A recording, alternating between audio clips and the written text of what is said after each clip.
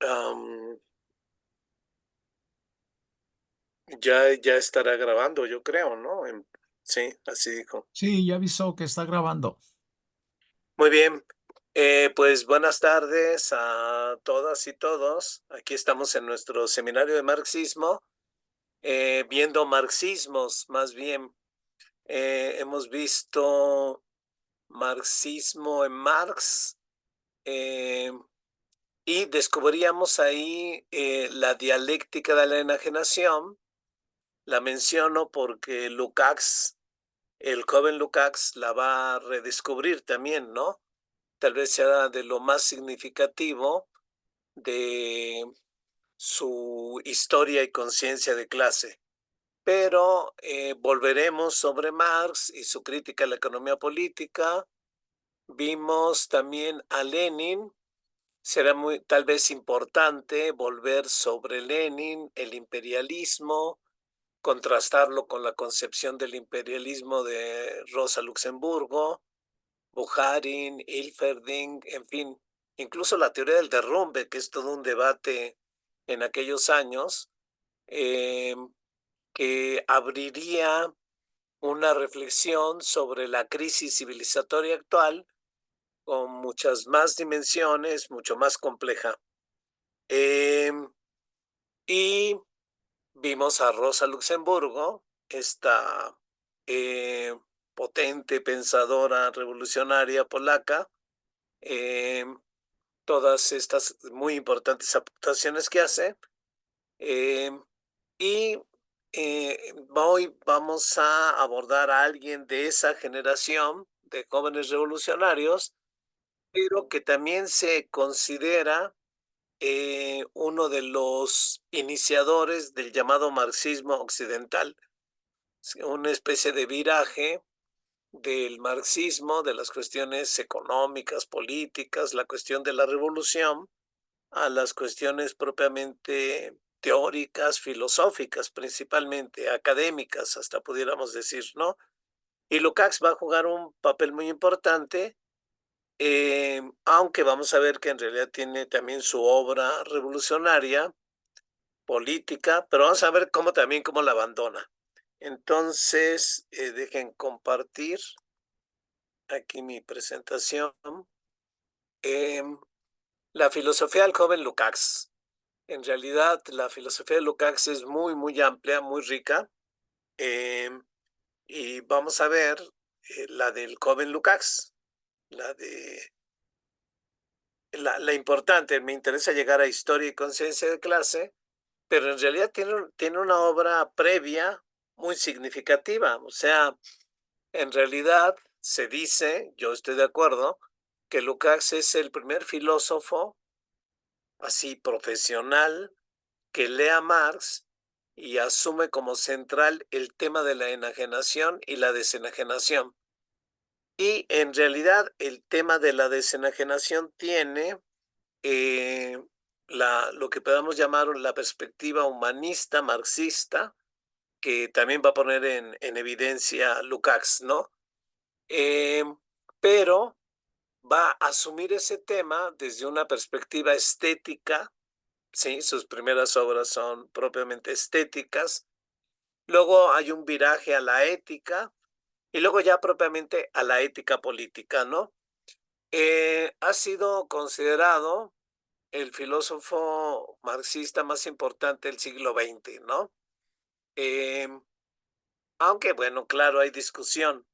Eh, Logui, que tiene varios libros, pero tiene un libro muy, muy importante sobre Lukács, dice, en todo caso es el intelectual tradicional con todas las implicaciones universitarias y o culturales, y las vamos a ver, todas esas, eh, más importante que ha pasado a las filas del movimiento obrero, ¿no? O sea, en realidad un gran intelectual con una obra filosófica innovadora, importante, que tiene una especie de conversión religiosa marxista, ¿no? Revolucionaria.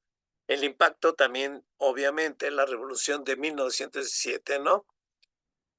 En todo caso, Lukács es el primer filósofo que con una rigurosa formación filosófica cultural estudia a Marx y va a recuperar el núcleo central de su pensamiento, la dialéctica de la enajenación, que la va a utilizar tanto para una crítica radical cultural de la realidad capitalista como para un proyecto humanista de emancipación ético-política, ¿no?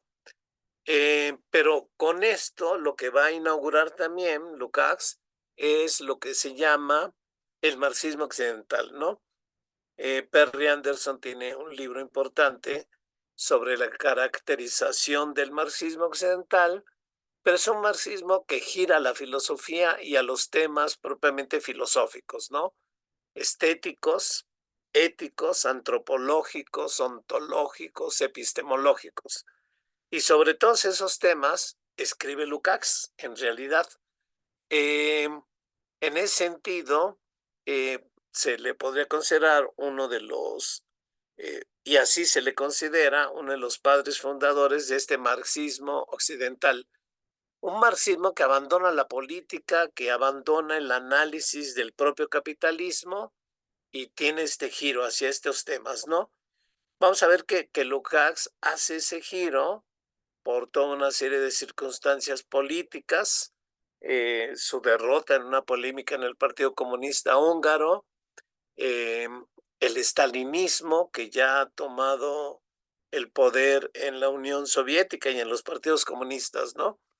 Eh, y prefiere dejar estos temas políticos y de desarrollo del capitalismo, ¿no? Que en realidad los económicos nunca entra Lukács a, a estudiarlos, ¿no? Eh, y Lukács tiene una obra muy extensa en realidad, ¿no? Por eso uno de los marxistas más importantes, porque su obra eh, es muy extensa y su vida también es muy extensa, ¿no?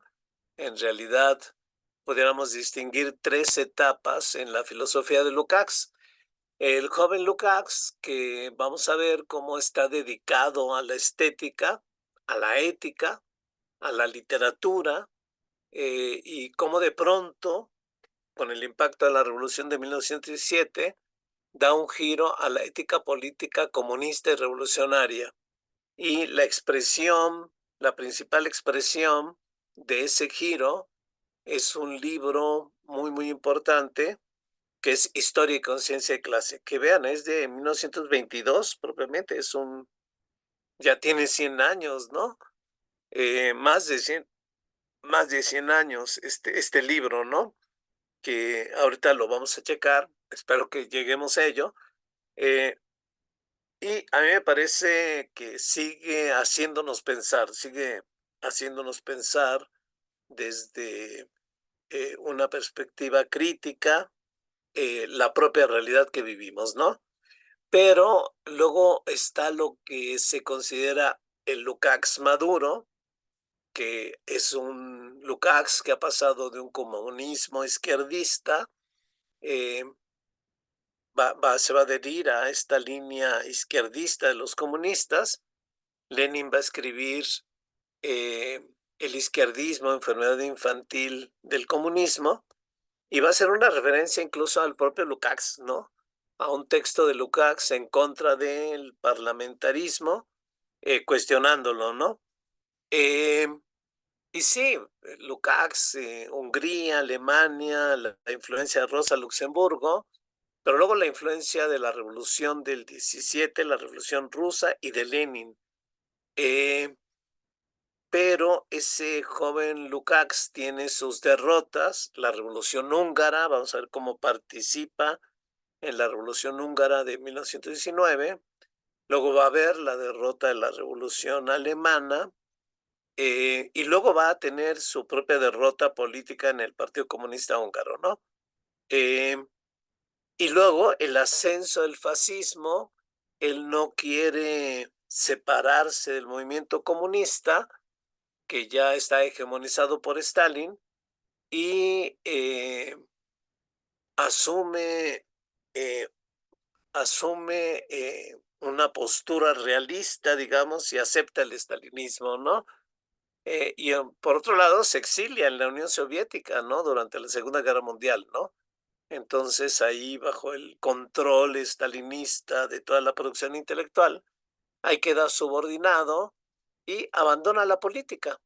Descubre, por cierto, al joven Marx los manuscritos de 1844, pero en realidad se dedica a la estética, ¿no? Al realismo artístico y a la filosofía del que se llama Diamat, ¿no? Materialismo dialéctico. De todos modos, tiene obras importantes en ese periodo. Una de ellas es El joven Hegel, una obra donde revisa todo el pensamiento de Hegel, pero el joven Hegel, ¿no? Luego tiene otra, El asalto a la razón, donde quiere descubrir las raíces intelectuales del fascismo, ¿no? Pero sobre todo escribe mucha libros sobre literatura, ¿no? Eh, y está exiliado en la Unión Soviética, regresa a Hungría, pero cuando regresa al poco tiempo, como sucede también en Alemania, por ejemplo, Polonia, cuando muere Stalin, hay una serie de rebeliones obreras en esos países, rebeliones obreras en defensa del socialismo, ¿no? En realidad, democracia socialista, se rebelan contra las burocracias de los partidos comunistas y en 1956 Lukács, que ha regresado, que incluso ha reingresado al Partido Comunista Húngaro, se pone del lado de esta revolución húngara antistalinista hasta que llegan los tanques eh, de Moscú para aplastar la revolución húngara, ¿no? Eh, Matan al principal dirigente antistalinista, a Lukács, no lo matan, pero hay una represión, hay una vigilancia, pero es un filósofo que tiene un enorme prestigio eh, y y decide un poco volver a la filosofía, ¿no? Él mismo se plantea el proyecto de una regeneración del marxismo, pero recuperando a Marx, ¿no? Volviendo a Marx. Y entonces escribe obras que todavía tienen una forma filosófica, ¿no? Escribe una estética de 4 tomos, y era la primera parte, pero es lo único que escribe. Luego iba a escribir una ética en realidad, ¿no? No llega a escribirla, pero luego tiene un enorme proyecto que es una ontología del ser social. Y todo esto remitiéndose a Marx, sobre todo esta última obra, ¿no? Y termina incluso saludando al movimiento estudiantil, ¿no? Y va a tratar de arropar, cuidar, alentar a una serie de jóvenes filósofos alrededor de él, algunos ayudantes, algunos de ellos participantes en esta revolución de 1956, Agnes Heller, Ferenc Fejer, que los corren de la universidad, pese a que Lukács trata de protegerlos, que van a formar un grupo de filósofos muy interesantes, muy importantes, que por lo menos a mí me gusta mucho Agnes Heller, que a ver si la vemos en una próxima sesión, ¿no? Agnes Heller, Ferenc Fejer, Georgi Marcus y otros, ¿no? Tiene en realidad una serie de continuadores muy importantes en el pensamiento de Lukács, ¿no? István Mészáros también es otro importante continuador de la filosofía de Lukács. Entonces vamos a ver al joven Lukács, ¿no?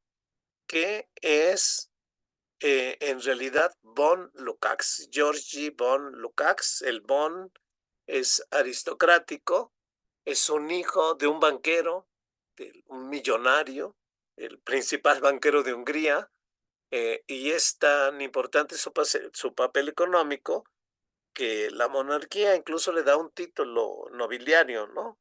O sea que es parte de la aristocracia, ¿no? Eh, y obviamente su padre quiere que se meta a los negocios, pero es un rebelde, eh, Y en todo caso, un rebelde al que le dan el apoyo, ¿no? Lo obligan a dedicarse a lo que quiere, que es el teatro, la literatura, la filosofía, ¿no? Está en grupos de teatro, estudia en las universidades alemanas más importantes, donde, por cierto, hay una renovación filosófica, lo que se llama la filosofía de la vida. eh, el tema sí es la vida, un poco abandonando una visión racionalizante, hay todo un proyecto y él se forma con ellos y se integra incluso con algunos de ellos, particularmente Max Weber, ¿no? Y su proyecto es Ciencias del Espíritu. Él forma parte del círculo de Heidelberg, con toda una serie de intelectuales alrededor de Max Weber, donde por cierto conoce a otro filósofo que se está acercando al marxismo, que es Ernst Bloch, eh, que ya ha escrito un libro juvenil también por esos años, una filosofía de la utopía. Eh, entonces tenemos al filósofo de la utopía Bloch y al filósofo de la vida, que es el joven Lukács, ¿no? Ahí se conocen, y, digamos, hay una interinfluencia importante entre ellos, ¿no? Luego van a agarrar sus propios caminos, ¿no? Pero en ese momento es importante. Él está comprometido con una filosofía ensayística, en realidad de crítica de la cultura, ¿no? Kulturkritik. Eh, Él dice que cuando termina el bachillerato lee El Capital. Lee a Marx, pero lee El Capital. Y realmente lo lee muy bien, ¿no? Con toda esta formación cultural, estética, ética, sociológica, asimila el núcleo del pensamiento de Marx, como vamos a tratar de demostrarlo, ¿no? Pero no está, digamos, el marxismo le sirve para hacer su sociología de la literatura, pero él en realidad está influido por la filosofía vitalista, la filosofía de la vida, sus primeros libros, su primer libro de ensayos es El alma y las formas, que dicen algunos, Lucian Goldman, por ejemplo, marxista, que lee a Lukács, al joven Lukács, y dice, aquí están los principios del existencialismo, el primer filósofo existencialista, ¿no? Dice Goldman. Bueno, en todo caso hay algo de razón porque esta filosofía de la vida en realidad luego fue la base para la fenomenología y el existencialismo viene de la fenomenología, pero ya hay temas que Lukács está abordando, ¿no? Eh, También escribe por esa época, en este intento de buscar una superación justamente a sus ensayos muy existencialistas, trágicos, eh, está buscando una ética, ¿no? Y de pronto empieza a encontrarla en la obra literaria de los novelistas rusos, ¿no? Y escribe la teoría de la novela, que en realidad es una crítica a la novela y un intento de renovación de la novela, pero con componentes éticos, tanto de Tolstoy, que por cierto era un socialista, comunista, cristiano, y Dostoyevsky, que también retrata un poco una visión comunitaria, crítica del mundo, ¿no? Eh, Trata de escribir una estética, finalmente ya vimos, escribe una larga estética posteriormente, pero una estética juvenil, la estética de Heidelberg, y de pronto ocurre la revolución de 1917 y Lukács empieza a elaborar una ética política, ¿no? Tiene su conversión religiosa al comunismo, como lo mencionan muchos, ¿no? En realidad, muchos de sus contemporáneos, porque él está en la alta cultura, en la alta filosofía, ¿no? Está codeándose con los filósofos importantes de su época y, eh, y de pronto se separa de ellos y se va con los comunistas y luego se compromete con la revolución húngara Ministerio de Educación y Cultura, y vive la experiencia de la comuna húngara. Unos 133 días va a durar esa revolución, de la que hablaremos también rápidamente, ¿no?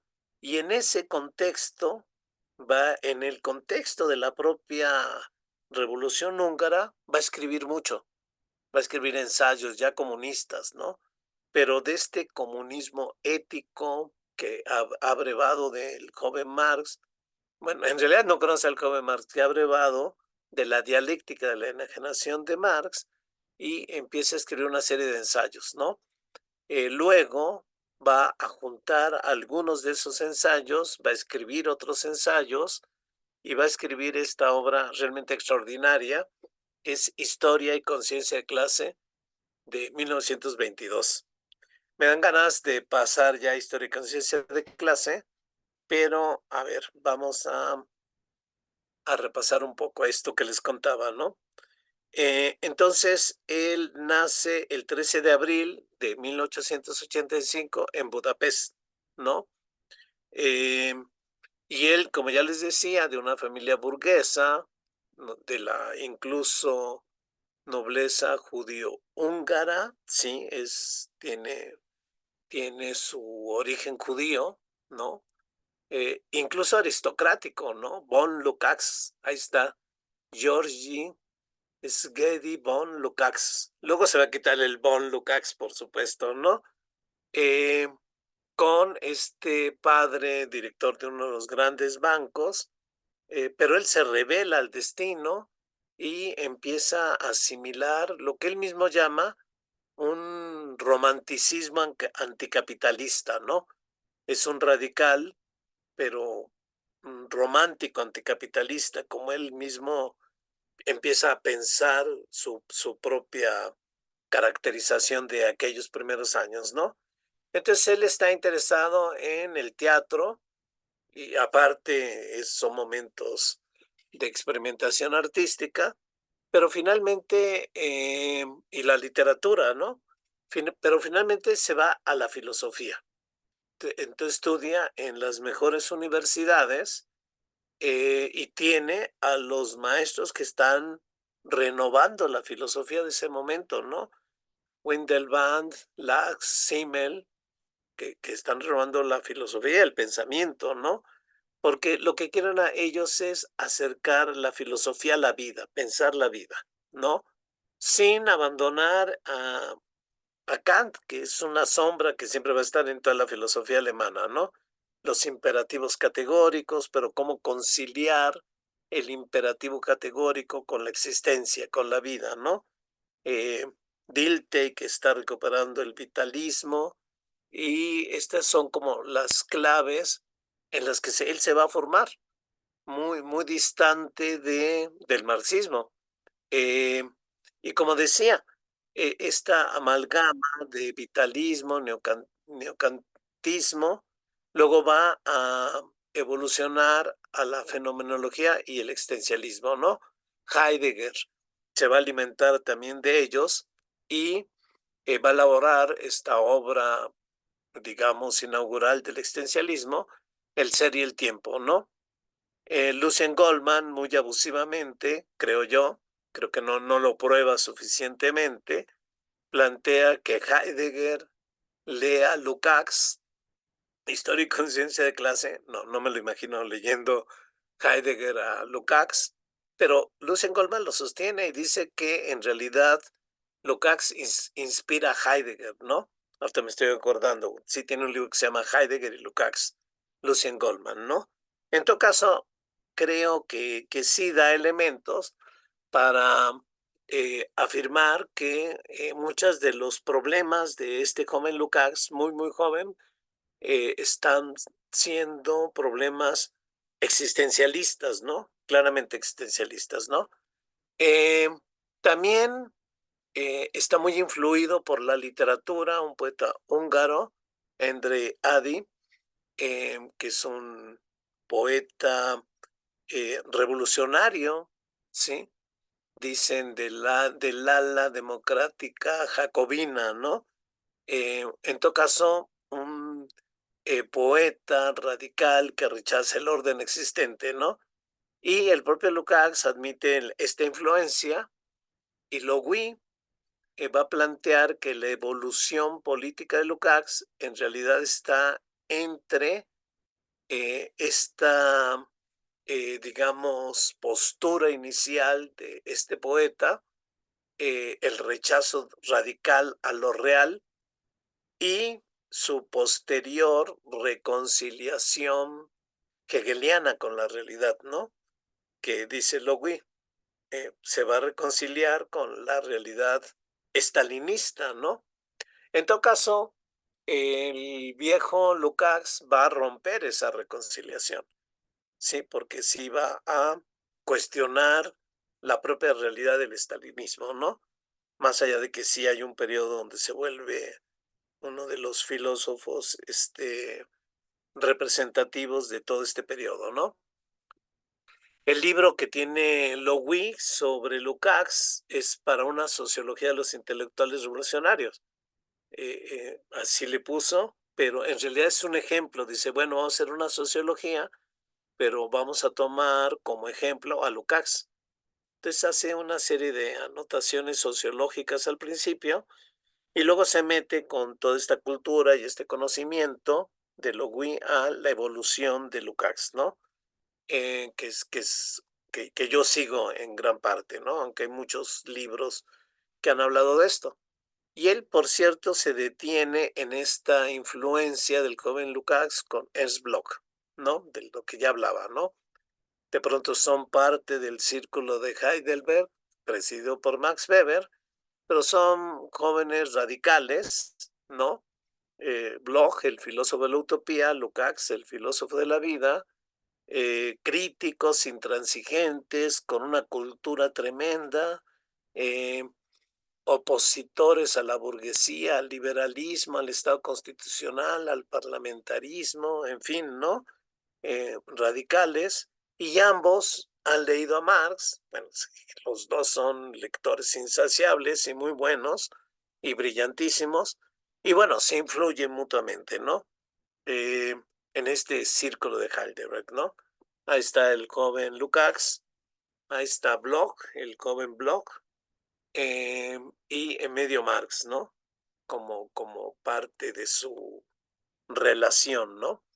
Entonces, ellos en realidad, y Lukács en particular, se dedican a lo que podemos llamar la crítica cultural de la civilización burguesa. Pero, ¿qué cuestionan al mundo burgués? Bueno, que es un mundo cosificado, que es un mundo enajenado, ¿no? Ya son categorías que Lukács ha tomado de Marx, ¿no? Entonces, pero él mismo no se define como marxista, dice, si hay un anticapitalismo romántico, porque desde ese anticapitalismo cuestionan la cosificación, la enajenación, la cuantificación, la importancia del dinero, el empobrecimiento y la despersonalización de la vida, la prioridad de lo cuantitativo sobre lo cualitativo, la racionalización de todo, influencia de Max Weber, ¿no? Todo está racionalizado y sometido al cálculo. Entonces, ahí hay una fusión ya entre Marx y Weber que está haciendo Lukács, ¿no? Hay otros que han estudiado este, esta evolución del joven Lukács, como estos autores, que también retomó en un sentido, y Lukács está leyendo a estos autores que lo están formando, a sus maestros, entre ellos a un importante sociólogo, filósofo, pero digamos sociólogo, ¿no? Simmel, George Simmel, que escribe una filosofía del dinero, pero Lukács ha leído El Capital y va mucho más allá de la filosofía del dinero, ¿no? En realidad está descubriendo la dialéctica del capital, que es la dialéctica de la enajenación. Pero además está metiendo sus propios puntos de vista, ¿no? Entonces leo un párrafo del joven Lukács, ¿no? En un ensayo temprano sobre Simmel, ¿no? Entonces dice así, Desde el punto de vista del individuo, la esencia de la moderna división del trabajo reside en que separa el trabajo de las capacidades siempre racionales y por lo tanto creadoras del obrero para dirigirlo con criterios objetivos finalistas que externos no guardan relación con la personalidad del obrero. Esta cosificación de la producción es precisamente la principal tendencia económica del capitalismo. O sea, el obrero es cosificado y su personalidad y potencias creadoras están dejados de lado porque está controlado por la cosa, ¿no? Entonces, la producción está fuera de control de la personalidad de los productores, ¿no? Con el desarrollo de la economía capitalista, una abstracción objetiva, el capital, se convierte en el verdadero productor, aunque el capital no tenga ninguna relación orgánica ni siquiera con sus dueños. De hecho, cada vez más resulta más irrelevante saber si los dueños son personas o no. Eh, Ahí está el capital como una fuerza enajenada y enajenante, lo repite una y otra vez Marx en El Capital y en todas sus obras, ¿no? Una fuerza hostil creada por los seres humanos que escapa de su control, que se autonomiza y que funciona automáticamente. De modo que los capitalistas son meras personificaciones de esta fuerza externa enajenada y enajenante, ¿no? Entonces, Lukács, como podemos ver en este párrafo, realmente ha asimilado esta concepción de Marx, ¿no?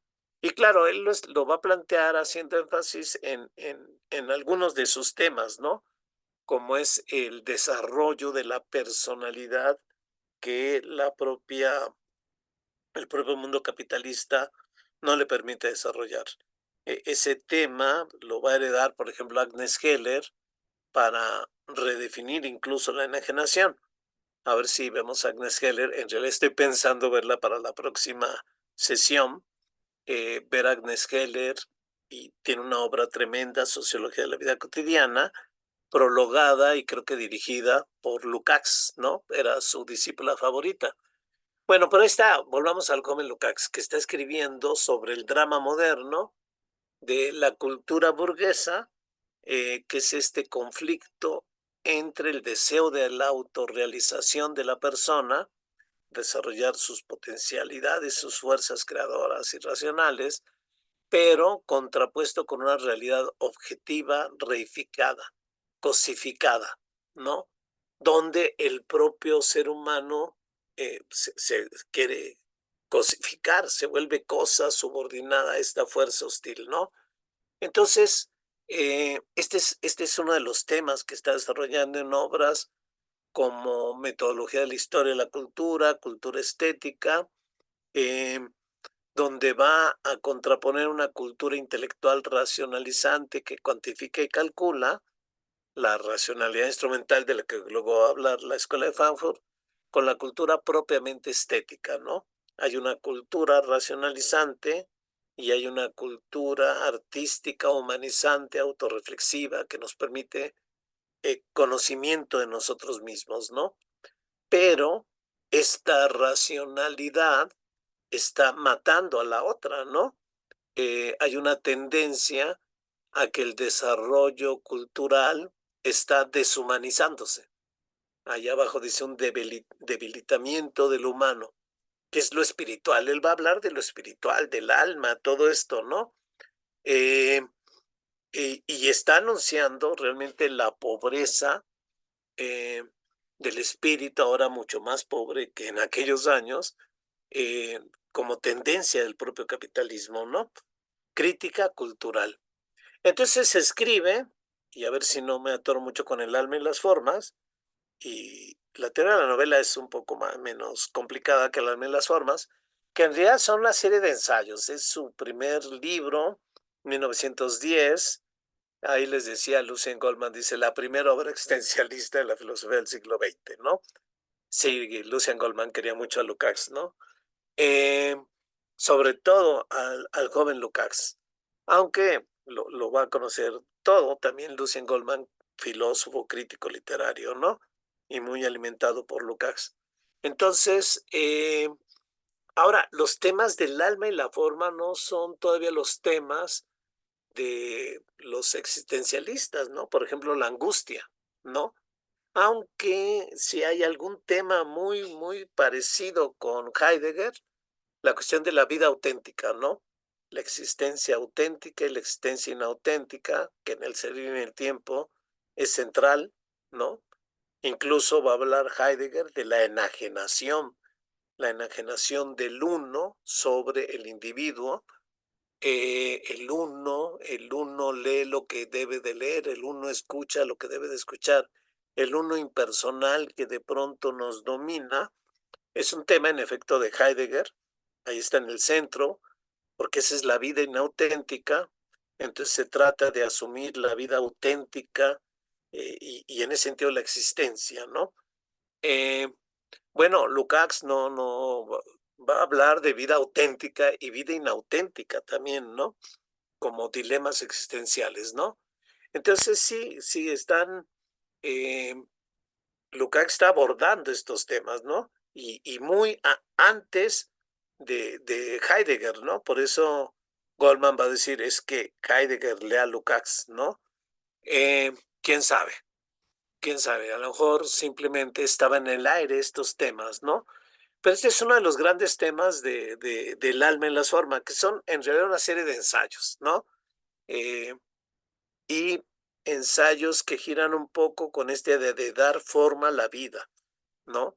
Dar forma, ahí estaría un poco el existencialismo, agarrar la existencia y dirigirla, ¿no? Pero, pero en todo caso, Lukács lo ve como problemático, el problema de la relación entre la forma y la vida, ¿no? La forma que choca con la vida. Entonces, digamos que este es uno de los temas que toma Lukács. Y bueno, para que sea todavía más fuerte esta idea de que Lukács está anunciando el existencialismo, pues agarra a un filósofo, claramente el padre del existencialismo, Kierkegaard, que cuestiona a Hegel, toda la construcción de lo absoluto, del espíritu teológico, y reivindica al individuo, ¿no? Eh, entonces, Lukács le dedica un ensayo a Kierkegaard, pero un ensayo no tanto sobre la obra de Kierkegaard, sino sobre un acto de Kierkegaard que es renunciar a una joven y hermosa Regina Olsen, porque Kierkegaard quiere darle forma a su vida filosófica, quiere dedicarse a la filosofía, ¿no? Eh, que en realidad es algo que Lukács ya luego se descubre. Lukács está hablando de sí mismo en este ensayo, ¿no? Porque él también quiere darle forma a su vida, eh, dedicándose a la filosofía y renunciando a todo lo demás, ¿no? Entonces los conflictos entre la vida, qué es la vida, cómo darle forma a la vida, y tiene un ensayo muy importante de la pobreza del espíritu, donde es una carta, es un diálogo entre un hombre y una mujer, donde el hombre quiere darle forma a su vida y quiere dedicarse a, a una vida eh, dedicada a lo más alto del espíritu, ¿no? Renunciando a la mujer. Y la mujer, por cierto, también lo cuenta en el propio ensayo, la mujer se suicida, ¿no? Y es una compañera que tuvo él, ¿no? Irma Seidler, ¿no? O sea que en realidad está hablando de una experiencia de su propia existencia, ¿no? Eh, Luego van a descubrir por allá algún testamento de Lukács donde cuenta esta historia trágica, ¿no? Entonces, Agnes Heller, que lo lee muy bien, también escribe un ensayo muy importante sobre esto, donde está demostrando cómo en realidad la vida va a naufragar ante la forma, ante el intento de darle forma, y eso hace que Lukács entonces busque otra perspectiva, abandone esta este momento existencialista, por decirlo así, ¿no? Este momento místico de desesperación suicida, dice Logui, de aristocratismo espiritual ascético, ¿no? Este es el Lukács de ese momento, un aristócrata del espíritu que está dispuesto a abandonar todo con una visión muy trágica del mundo, ¿no? Porque está queriendo buscar una vida auténtica a la cual hay que darle forma, ¿no? Eh, Todo esto es lo que está escribiendo en esta obra, donde finalmente él mismo va a decir es que lo que había ahí es anticapitalismo, ¿no? Un anticapitalismo que todavía no encuentra su manera de expresarse de otra manera, ¿no? Eh, y por eso justamente escribe la teoría de la novela. Uno dice, bueno, ¿y qué tiene la novela con todos estos problemas existenciales, histórico-existenciales? Es que en la novela Lukács va a encontrar ejemplos, ¿no? Y la novela en realidad es la novela rusa, Tolstoy y Dostoyevsky. Y es que dice, Tolstoy y Dostoyevsky son los que nos van a ofrecer una alternativa existencial, ¿no? Nos van a ofrecer una ética política, ¿no? Entonces, eh, hace un libro sobre Tolstoy y Dostoyevsky, y él lo reivindica como un libro anticapitalista romántico, pero con una ética de izquierda, porque en Tolstoy y Dostoyevsky va a encontrar una vida natural, digna del hombre, ¿no? Y en ese sentido, una vida no enajenada, no una vida fragmentada, recortada, metida en el cálculo, en la racionalidad calculadora de hacer dinero, por ejemplo, ¿no? Entonces, la teoría de la novela en realidad son dos ensayos, eh, las formas de la épica grande, donde a través de esta literatura de Dostoyevsky y Lukács, quiere probar que ellos están haciendo otro tipo de novela, ¿no? La novela en realidad es la novela que se hace en esa época es una novela decadente. Entonces, la novela tiene que ser eh, una totalización de la vida, pero que le dé sentido a la vida y que conserve y, al espíritu dentro de la totalidad. Entonces, la novela rusa nos ofrece la oportunidad de conciliarnos con el mundo, ¿no? Un poco lo que va a estar planteando, ¿no? Eh, pero sigue planteando el problema del alma y el mundo. Ahora no es el alma y la forma, ¿no? Cómo el alma puede encontrarse con el mundo, pero lo está examinando literariamente.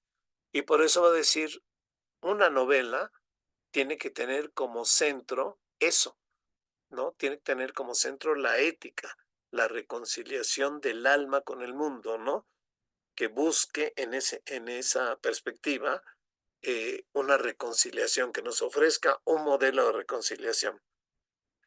Como ven, todo esto es muy filosófico, muy literario, ¿no? Eh, pero de alguna manera es un tema que va a perseguir a Lukács toda su vida, ¿no? Digamos un poco como lo había dicho Logui antes, ¿no? El radicalismo que no se reconcilia con el mundo, pero que se contrapone con ese radicalismo que de pronto se reconcilia con el mundo, ¿no? Goethe, este gran escritor alemán, que se reconcilia con el mundo, y Novalis, un poeta romántico que no, nunca, ¿no? Entonces es un poco ahorita el momento de Lukács de buscar una reconciliación a través de Dostoyevsky y todas estas novelas de Dostoyevsky, donde incluso va a decir Lukács, Dostoyevsky está escribiendo la nueva novela, ¿no? Porque la novela de nuestra época es, es la forma de la época de la pecaminosidad consumada, dice así Lukács, ¿no? Es una novela que está reflejando solo la decadencia y el extravío de este mundo burgués que ya había cuestionado, eh, y en realidad Dostoyevsky pertenece a un mundo nuevo. Él está abriendo una nueva novela, claro, metiendo todos los dilemas y problemas que tenemos, pero anunciando una posible reconciliación, ¿no? Lowey lo resume así. La teoría de la novela termina en el límite preciso entre lo literario y lo político, lo estético y la revolución. Es una ética de la izquierda de un Lukács politizado por el impacto de la guerra. Todavía no la revolución, pero es la guerra la que lo está metiendo en estos problemas. ¿Cómo no va a ser eh, la pecaminosidad consumada si es la barbarie de la Primera Guerra Mundial, ¿no? Que está impactando a todos los intelectuales de la época, entre ellos, por supuesto, a Lukács. No, es que él está buscando entonces una ética, ¿no? Una ética en la literatura, pero una ética que en todo caso política, ¿no? Vuelve a Heidelberg y se dedica a intentar hacer una estética más ligada a la vida. Va a abandonar ese proyecto porque en esos momentos la guerra sigue y en esos momentos está a punto de estallar la revolución rusa, ¿no? Eh, entonces hay un cambio en Lukács, ¿no? Él está metido en esta estética de Heidelberg, 1916-18, preocupaciones estéticos, éticas, pero de pronto de 1919 al 29 ya hay un Lukács, eh, táctica y ética, como juntaron y compilaron algunos de sus escritos, entre ellos uno de los principales que se llama así, táctica y ética, ¿no? Que son ya en realidad textos ético-políticos, ¿no? Eh, y en esos textos ético-políticos ya está el tema de la revolución. En realidad son sus primeras reflexiones sobre la revolución, pero desde su formación filosófica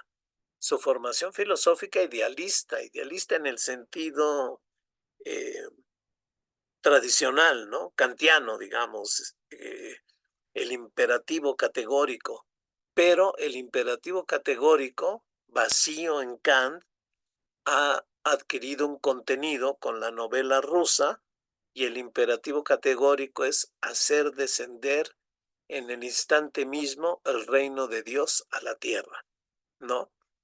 Esa es la revolución. Pero esto requiere una acción directa ética, ¿no? O sea, no nos vamos a quedar porque es un imperativo, tenemos que hacer algo y la acción ética es acción política, ¿no? Crear instituciones que correspondan de la mejor manera a los ideales éticos, ¿no? A que vivamos de manera ética. Y este idealismo ético, va a decir Lukács, que no conoce a Trotsky, es una revolución permanente contra lo existente en cuanto existente, ¿no? Que no va a alcanzar su ideal ético y por eso es permanente, porque siempre va a estar chocando, ¿sí? Con lo existente, ¿no? Eh, y ¿por qué va a estar chocando? Porque no hemos podido hacer que el reino de Dios esté en la tierra, ¿no? Que el comunismo, el socialismo, si quieren ustedes, ¿no? Porque está hablando metafóricamente, ¿no? No religiosamente, ¿no? Entonces, esta transición que está teniendo Lukács, ¿no? Eh, todavía una ética dostoviana, utópica, mesiánica, eh, que lo va a estar tocando, ¿no? Pero va a ser una transformación muy rápida, ¿no? En 1915, 16, todavía anda con su estética de Heidelberg, todavía está alrededor de estos pensadores, artistas, intelectuales, eh, digamos, del círculo de Max Weber, ¿no? Todavía en el 18 está escribiendo sobre George Simmel y la vida, pero en el 18 todavía está cuestionando a los bolcheviques, pero en ese mismo año se adhiere al Partido Comunista, ¿no? Por Bela Kun, el dirigente del Partido Comunista Húngaro, ¿no? Entonces ahí es donde dicen, ¿qué pasó? O sea, este refinado intelectual de pronto se pasó a una organización comunista, ¿no? Por cierto, lo van a invitar al Comité Central, ¿no? Entonces, él empieza a justificar esta adhesión al comunismo y por eso escribe este ensayo de táctica y ética, ¿no? Eh, donde quiere explicar cómo pasa de las comunidades y privilegios del campo intelectual a los riesgos de las actividades políticas del campo revolucionario, donde por cierto su vida va a estar en peligro cuando la revolución húngara es aplastada. Incluso muchos intelectuales de la época escriben cartas para que lo liberen y salga a Alemania, ¿no? Y no lo maten, como matan a muchos comunistas, ¿no? Entonces, pasar de esos privilegios a los riesgos de la acción revolucionaria, ¿no? Del vitalismo historicista al comunismo marxista, de la estética a la política, de la crítica cultural del capitalismo a la praxis revolucionaria del proletariado, ¿no? Entonces, ¿cómo se dio esa transición, ¿no? ¿Qué pasó? Yo también en enero lo encontré criticando a los comunistas y a finales del año ya es comunista, ¿no? Y defiende el comunismo, ¿no? Por eso se habla un poco de la conversión religiosa de Lukács, ¿no? Y tiene varios ensayos. En este libro que mostraba, Táctica y Ética, es una recopilación de estos primeros artículos propiamente éticos políticos, ¿no? El bolchevismo como problema moral, ¿no? Porque por cierto, ahí están todas sus dudas, ¿no? Todavía se está adhiriendo al comunismo, el impacto de la Revolución Rusa está, pero todavía está dudando, todavía está viendo desde su perspectiva ética utópica lo que quieren hacer los bolcheviques, ¿no? Eh, Someterse a aceptar la realidad o arriesgarse a cambiar la realidad, ¿no? Por supuesto, el muy crítico de la socialdemocracia también va a saludar este intento bolchevique de cambiar la realidad, ¿no? Y claro, apelando a la fuerza del proletariado, que él ve como una clase mesías de la historia del mundo, ¿no? Influencia Walter Benjamin. Walter Benjamin también va a hablar del Mesías, ¿no? Entonces, tenemos esta amalgama de su formación filosófica, pero en realidad, vamos a ver, Lukács está leyendo, le está leyendo a Marx, está leyendo a Rosa Luxemburgo, está leyendo a Lenin, ¿no? Y todavía tiene problemas, ¿no?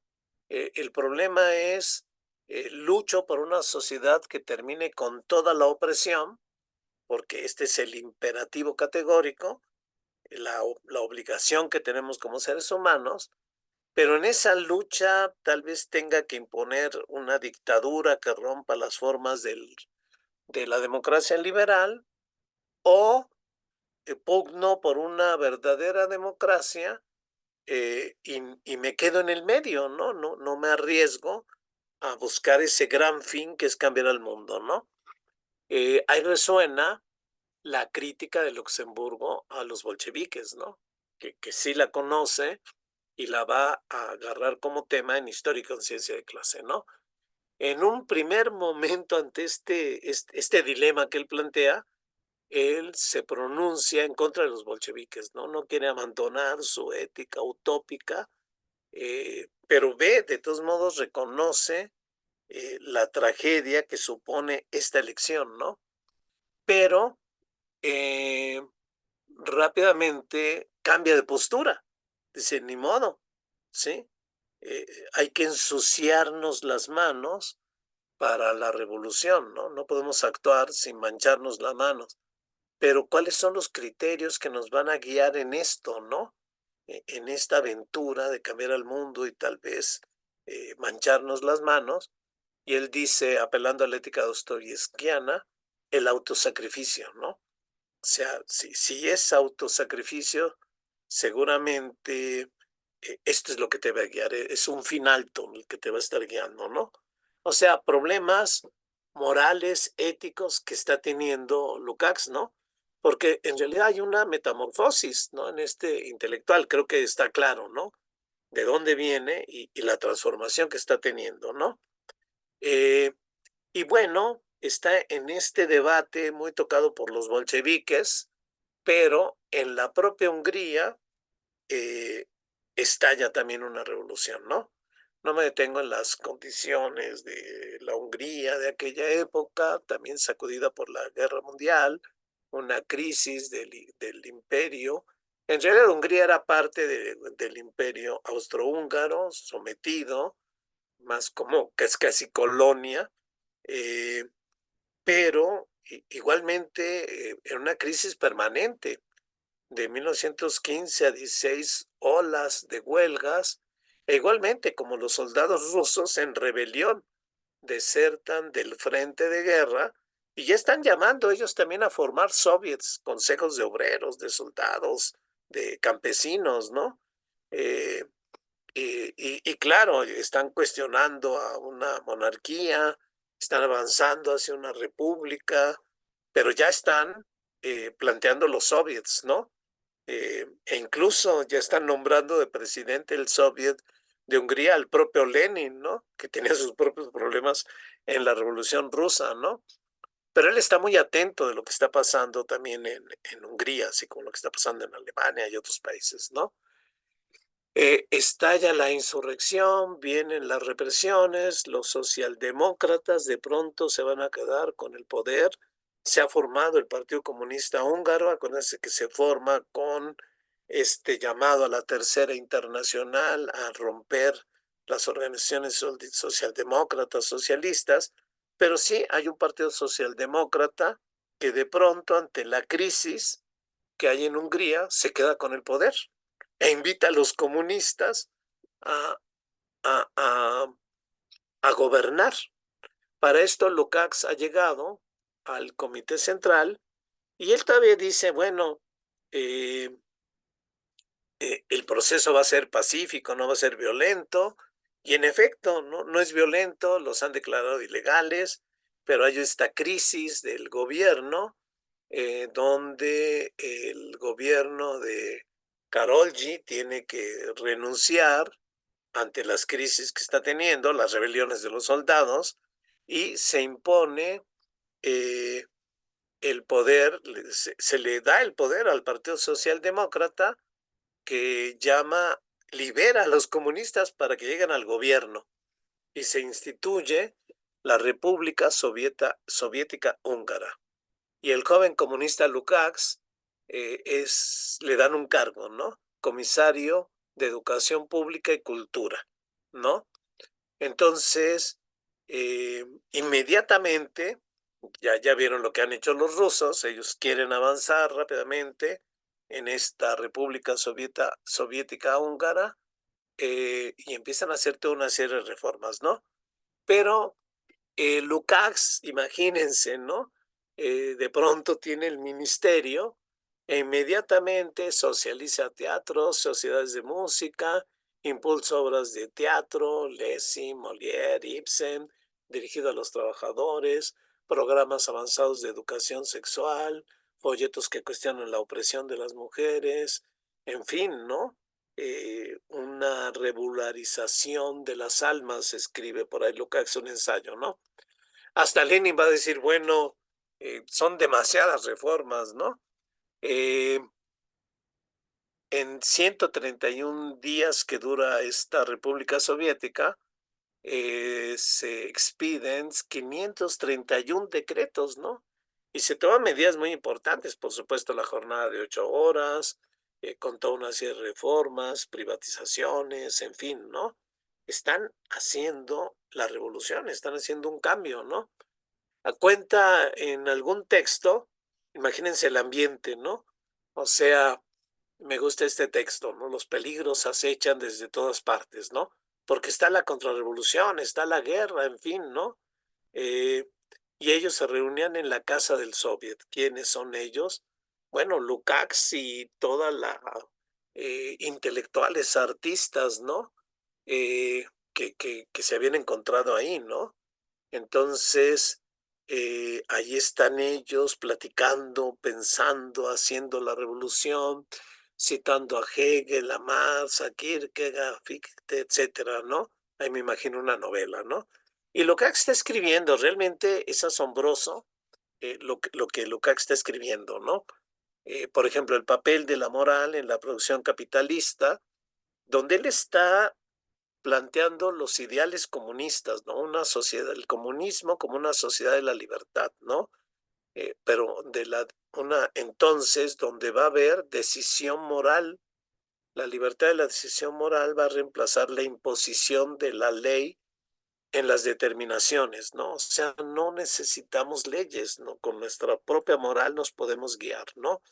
Ahí va a escribir, por cierto, su artículo sobre el marxismo ortodoxo, del cual hablaremos después, la visión de totalidad y la idea de que el marxismo ortodoxo, que es el de Marx, es el marxismo de la praxis revolucionaria, ¿no?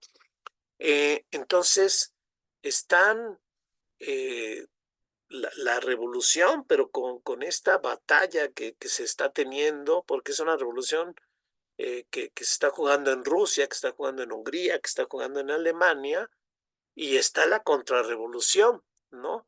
Pero mientras ellos están eh, tratando de hacer su propia revolución, sus reformas, ¿no?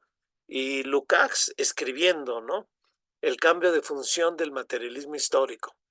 El materialismo histórico que estudia la economía, pero él va a decir, no, no, el cambio va a ser que ahora la economía no va a desempeñar un papel central, ¿no? Porque la vamos a tener controlada y va a funcionar para la vida y no va a haber violencia económica, ¿no? El materialismo histórico en este comunismo va a tener otra función. La función es desenajenarnos, ¿no? Quitar el poder del capital por un poder democrático, ¿no? La planeación colectiva. De esto está hablando Lukács en sus escritos, ¿no? Y sus campañas culturales, ¿no? Pero hay mucha presión, los socialdemócratas están espantados, dan un golpe de Estado, desconocen a los comunistas y le abren la puerta eh, al terror, ¿no? A los militares y llega el terror contrarrevolucionario, ¿no? Eh, Sacan de los hospitales a los soldados del Ejército Rojo, los asesinan. Más de 100,000 húngaros fueron expulsados, ¿no? 75,000 fueron arrestados y muchos de ellos torturados y asesinados, ¿no? Y por cierto, capturan a Lukács y toda una campaña logra que lo liberen y sale de con vida de el aplastamiento de la comuna de Hungría, ¿no? Pero llega a Alemania y él ya está metido en toda la discusión revolucionaria, ¿no? Luego los alemanes radicalizados, estos que no puede controlar ni el Partido Comunista Alemán de Rosa Luxemburgo, la dirección, porque están radicalizados, y Lukács inmediatamente se conecta con ellos, con todo el izquierdismo político, eh, están viviendo un torrente revolucionario internacional y él rápidamente forma parte de una revista Comunismos, órgano teórico político izquierdista de la Tercera Internacional, ¿no? Eh, entonces ahí empieza a escribir algunos artículos, bueno, escribe artículos, algunos de ellos se van a ir reelaborados para Historia y Conciencia de Clase, ¿no? Eh, entonces escribe 16 artículos y de esos, solo 3 se van a ir a historia y conciencia de clase, ¿no? Conciencia de clase, legalidad, ilegalidad y Rosa Luxemburgo, ¿no? Que además los va a modificar algunos de estos, ¿no? Pero ve varios problemas, ¿no? El problema de la organización de los intelectuales. De entrada, los intelectuales es un grupo integrado al mundo cosificado, seres vacíos, operadores artesanos sin alma, que sirven al capitalismo gozando privilegios, pero como clase no pueden ser revolucionarios, solo como individuos que abandonen su clase, el desclasamiento que él está viviendo, él mismo está viviendo eso, ¿no? Él mismo es un intelectual desclasado que se ha unido a la revolución, ¿no? Otro artículo, la última superación del marxismo, porque el marxismo siempre lo dan por muerto por otras teorías, pero ahora tienen a un filósofo conocedor que puede criticar ideas de Spengler y otros, ¿no? Tiene un artículo no muy bueno sobre la cuestión de, bueno, izquierdista, ultraizquierdista, sobre la cuestión del parlamentarismo, donde muy sonando con otros, muchos otros izquierdistas, cuestiona la lucha parlamentaria, ¿no? Es que esa es defensiva y propagandística, pero la ofensiva es los consejos obreros, ¿no? En el debate de Alemania es la asamblea constituyente, no, eso es parlamentarismo y en fin, ¿no? Eh, Lenin lee ese artículo, dice es muy izquierdista y muy malo. Y de hecho, Lenin va a escribir justamente el texto del izquierdismo, enfermedad infantil del comunismo, ¿no? Contra todos ellos, ¿no? Pero sus artículos son ético-políticos, ¿no? Cuestiones organizativas de la Tercera Internacional, donde plantea la superioridad de la Internacional Comunista sobre la Segunda Internacional por sus fines éticos, ¿no? Porque tiene este deber de estar transformando al mundo, ¿no? Eh, y de ahí la misión moral del Partido Comunista, o sea, son ético-políticos estos artículos de Lukács, ¿no? El Partido Comunista debe ser la primera encarnación del reino de la libertad. El partido debe de dominar, en el partido debe dominar el espíritu de la fraternidad, de verdadera solidaridad, la voluntad y capacidad de sacrificarse. Ahí resuena mucho de lo que ha pensado anteriormente, ¿no? Luego oportunismo y puchismo, donde ya más bien asume una postura más disciplinada, leninista, organización centralizada y disciplinada, ¿no?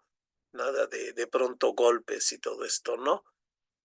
Ahí ya está tomando distancias contra Luxemburgo, aunque en realidad Luxemburgo en la revolución ya anda tratando también de parar a, a la, a la tendencia ultraizquierdista que no la logran parar. Eh, por cierto, promovida desde la Internacional Comunista eh, por quienes son Bujarin, ¿no? Eh, entonces, escribe un artículo de los mejores, Vieja y Nueva Cultura, donde vuelve a su gran tema, ¿no? La crítica de la cultura, ¿no? La cultura es conjunto de aptitudes, productos con valor que toda sociedad requiere, ¿no? Pero la civilización alude al dominio del hombre sobre la naturaleza, pero bajo la lógica capitalista se vuelve el dominio de la economía sobre el humano. Entonces contrapone cultura con civilización capitalista, ¿no? Entonces, para él, la liberación del capitalismo es la liberación del dominio de la economía, porque la economía nos cosifica, nos vuelve mercancías, nos fragmenta ¿sí? De todas nuestras capacidades humanas, ¿no? Entonces, la civilización está con la cultura, ¿no? Entonces, la cultura está en crisis, pero una verdadera cultura debe ser anticapitalista, ¿no? Y esa es la cultura comunista que en todo caso debe dirigirse al dominio de la economía para se pueda realizar la totalidad de la vida, ¿no? Suprimir la autonomía de la economía, la enajenación de la economía, ¿no? Para imponer una economía guiada por la razón, ¿no? Una economía que sirva a los seres humanos, ¿no? Estos son el tipo de artículos, ¿no? El cambio de función del materialismo histórico también es el mismo, ¿no? La nueva cultura, pero una nueva cultura del dominio del hombre sobre el ambiente, sobre la economía, que eh, frene a esta civilización capitalista enajenada, cosificadora, fragmentadora del ser humano, ¿no? En realidad, como vamos viendo, es una ética política que cuestiona la enajenación y apunta a la desenajenación. Y la desenajenación le da la forma a esta ética política que está sosteniendo Lukács, ¿no? Pero igual que en Hungría hubo este fracaso, han fracasado los levantamientos en Alemania, Rusia ya tiene problemas también muy fuertes, y de plano suprimen la revista Comunismos y también al Partido Comunista Húngaro, ¿no?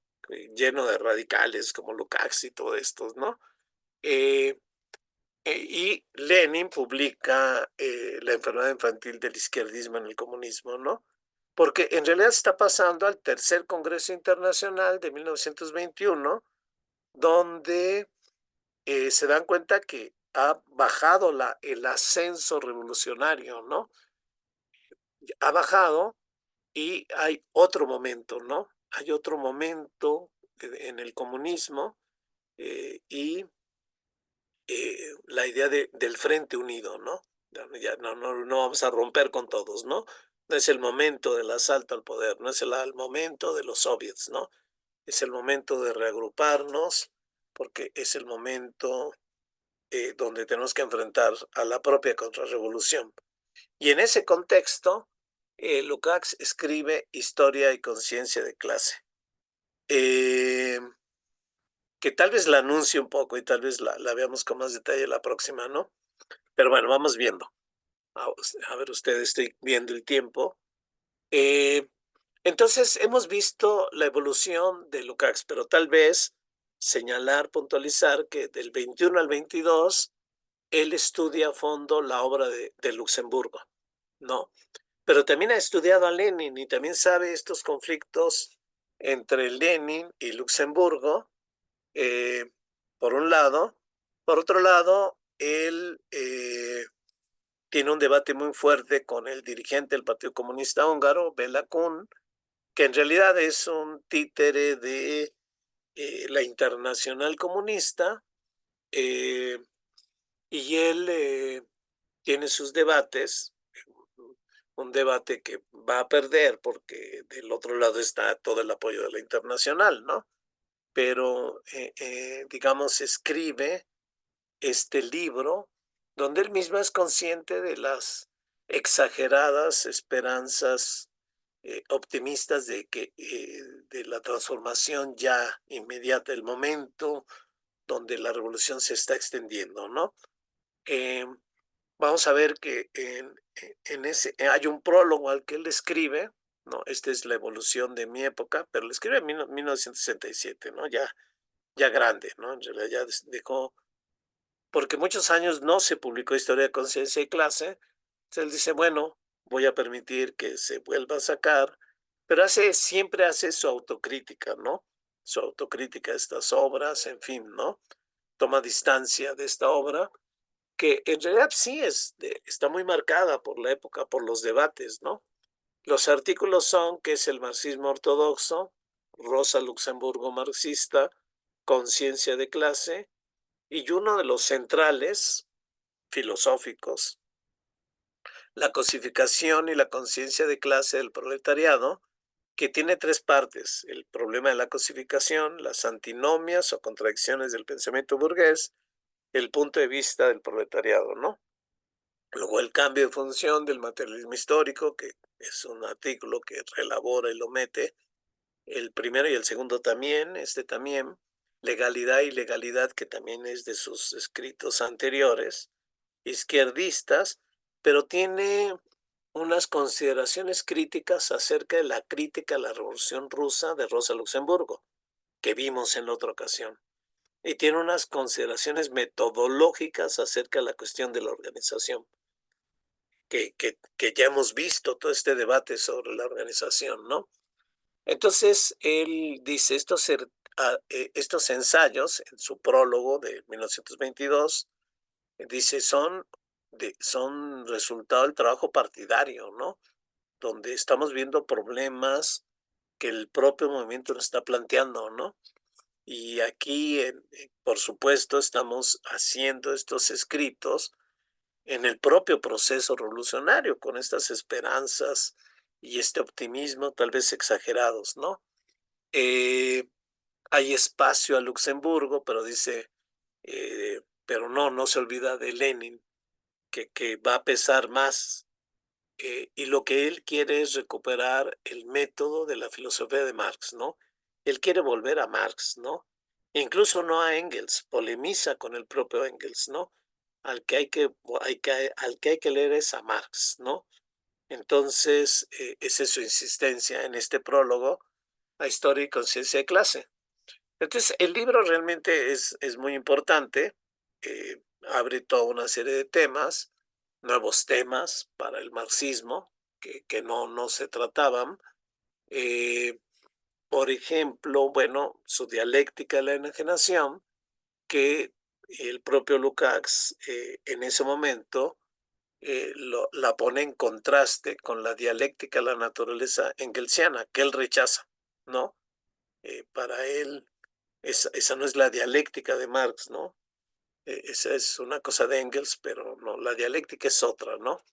Entonces es un libro que va a influir en la sociología del conocimiento, claro, la filosofía de la utopía de Bloch, la crítica, la racionalización, va a inspirar a los primeros filósofos de la Escuela de Frankfurt, Adorno, Horkheimer, Marcuse, que van a debatir con esta obra, pero también va a influir en el existencialismo francés que se acerca al marxismo, ¿no? Merleau-Ponty, Sartre propiamente va a sacar su crítica de la razón dialéctica en gran parte de Lukács, de esta lectura de Lukács. Bueno, también Sartre su propia lectura, ¿no?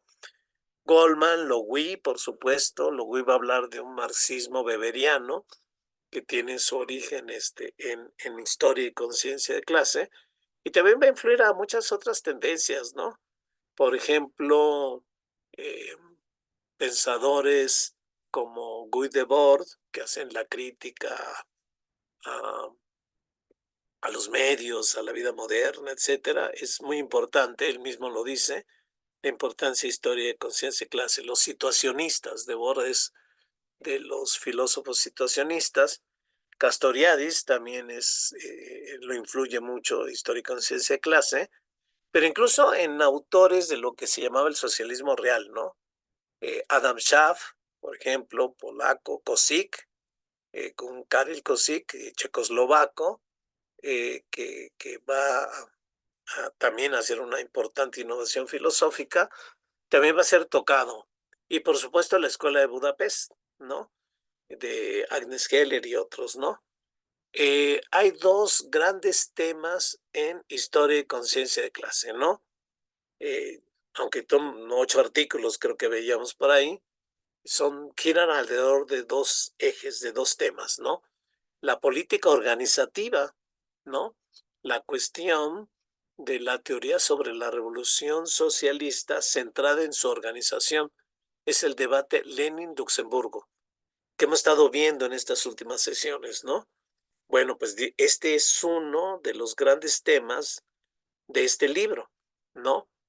Y el otro, tal vez el más innovador, tal vez el más significativo, propiamente filosófico, es la recuperación de la totalidad de la dialéctica, la enajenación, racionalización, la cosificación, eh, la perspectiva utópica y humanista del marxismo, que choca diametralmente con este marxismo empobrecido, mecanicista, economicista, de la Segunda Internacional, ¿no?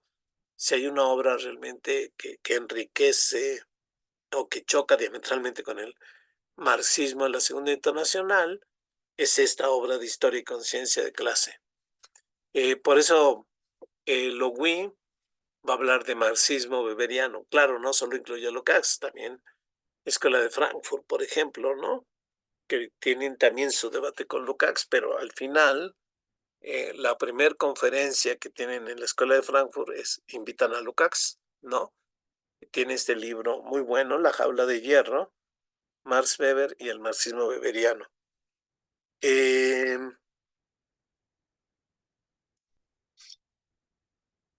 pero se me ocurre que lo podemos dejar aquí, como ven, como una introducción Y la próxima nos revisamos la historia y conciencia de clase, ¿no? Porque sí, yo creo que me llevaría otro tiempo eh, eh, darle una buena revisada, ¿no? Y un poco luego, ya no meteré mucho en eso, pero presentar la evolución del propio Lukács, ¿no? Que es así, se les voy a contar un poco, ¿no? Escribe Historia y Conciencia de Clase, que en su momento en realidad no fue bien recibido, ¿no? Imagínense un libro más, sí, claro, todos los problemas de organización y todo eso, con una postura leninista, claramente leninista. Vamos a ver lo que dice del partido, la historia y conciencia de clase. ¿Dónde está la conciencia de clase del, de la clase revolucionaria en el partido? Va a decir Lukács, pero filosóficamente, ¿no? Eh, y tiene toda esta otra vertiente nueva, novedosa, que está en Marx, pero a Marx lo habían simplificado, todo esta primera generación de marxistas de la Segunda Internacional, su materialismo histórico, su materialismo dialéctico, un poco inspirado en Engels, y todos estos temas de enajenación, comunismo, ética, etcétera, fuera, fuera del pensamiento marxista, y todo esto lo mete Lukács, y un poco es incomprendido en realidad, ¿no? Y los húngaros, que tienen su polémica particular, polemizan con historia y conciencia de clase. Él hace una defensa, aquí tengo el libro de derrotismo y dialéctica, una defensa de la historia y conciencia de clase, con algunos artículos muy buenos, porque es un escrito que de pronto encuentran que nunca publicaron, que nunca publicó Lukács. Nunca, las revistas parece que se negaron a publicarlo.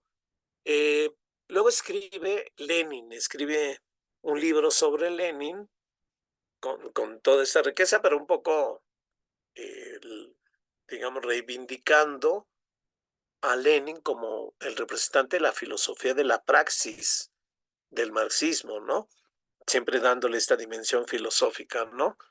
Eh, pero está este debate en la propia internacional, está el ascenso, el fascismo, está este momento de derrotas, y en ese debate Lukács ya ha sido criticado, y ya casi ya hay varios momentos donde está a punto de ser expulsado del Partido Comunista Húngaro. Se mete en un último debate en el Partido Comunista Húngaro con Bela Kun y lo pierde, pero es que hay perder, es que es casi te denuncian y te expulsan, ¿no? Entonces él hace autocríticas, eh, porque también es un momento muy duro, ¿no? Está a punto de estallar la Segunda Guerra Mundial, el ascenso del fascismo. eh, Él es judío, además, se refugia en la Unión Soviética, y, y lo declara él abiertamente, ¿no? Abandono la política, ¿no? No es lo mío, ¿no? Me va mal cuando hago política, ¿no? Entonces regresa a la teoría, a la filosofía, descubre los manuscritos de 1844, los traduce, los lee, los va presentando. Ahí están los temas que él había anunciado, ¿no? Enajenación y todos estos temas, ahí están, ¿no? Eh, y luego se dedica a escribir, sobre todo, obras de literatura, ¿no? Eh, Además, desde una perspectiva de la estética dominante soviética de aquellos momentos, que es el realismo, ¿no? Entonces él se vuelve el gran teórico del realismo, ¿no? Aunque, claro, tiene una cultura inmensa, no es un realismo burdo, pero igualmente va a reivindicar el realismo como una forma de conocimiento totalizador del mundo. De pronto alguien va a decir, la conciencia de clase no está en el partido, sino que está en el arte, ¿no? Porque él va a elaborar toda una serie de desarrollos filosóficos en torno al arte, la literatura, ¿no? Va a escribir en esa época dos obras también muy importantes. eh, bueno, una muy importante que es el joven Hegel, donde recupera, ¿no?, una obra, recupera el desarrollo de los inicios de la filosofía de Hegel, ¿no? Una obra extraordinaria en algún sentido, ¿no? También está escribiendo mucho sobre recuperando a Marx, el marxismo, tus antecedentes, pero ya en el momento del fascismo, un poco, ahí muchos van a escribir, muchos van, ¿qué pasó, no? Hannah Arendt va a escribir los orígenes del totalitarismo, otros, el cómo fracasó la razón, y Lukács escribe El asalto a la razón, donde habla de toda una serie de tendencias que él llama irracionales, existencialistas, toda esta filosofía que lo alimentó, ahora la cuestiona Nietzsche, etcétera, como pensamientos que alimentan el fascismo, ¿no? Otros van a decir, no, el fascismo viene de otro lado, no viene de ahí. Es un debate. Se llama el asalto a la razón. Los frankfurtianos van a decir, es el asalto a la razón, pero de la razón de Lukács, porque ha perdido la razón. Es un enorme libro, enorme porque son como 800 páginas, ¿no? Eh, y luego regresa a Hungría y vive la experiencia de la revolución húngara, donde también se salva de que lo fusilen, pero no se atreven a meterlo a la cárcel ni a retirarlo de la universidad. Aunque él defiende a sus discípulos, a esos sí los retiran. Agnes Heller hace una obra filosófica admirable, pero dando clases en secundaria, y eso antes da clases. Eh, y Lukács, de pronto, el viejo Lukács dice, volvamos a Marx. Pero no vuelve directamente a Marx, escribe una estética enorme, impresionante, eh, y luego escribió una ontología del ser humano. En esa ontología del ser humano está volviendo a Marx, ¿no? Entonces, y es bien interesante, habría que volverla a checar. Eh, y de pronto es un Lukács donde ya habla libremente, hace su autocrítica por su postura ante el estalinismo, saluda a los movimientos juveniles, revolucionarios. Es un Lukács que ha vuelto a pensar, a tener posturas políticas, etcétera, pero ya está muy grande, ¿no? En realidad. Pero su última obra es también significativa, importante, ¿no? Aunque también muy densa, muy extensa más bien, ¿no? Agnes Heller y los suyos dicen, no, vamos a tener que resumirte, ¿no? Vamos a tener que resumir tu estética en un tomo, no en 4 tomos, ¿no? Y no les dio tiempo para resumir otras obras de Lukács, ¿no?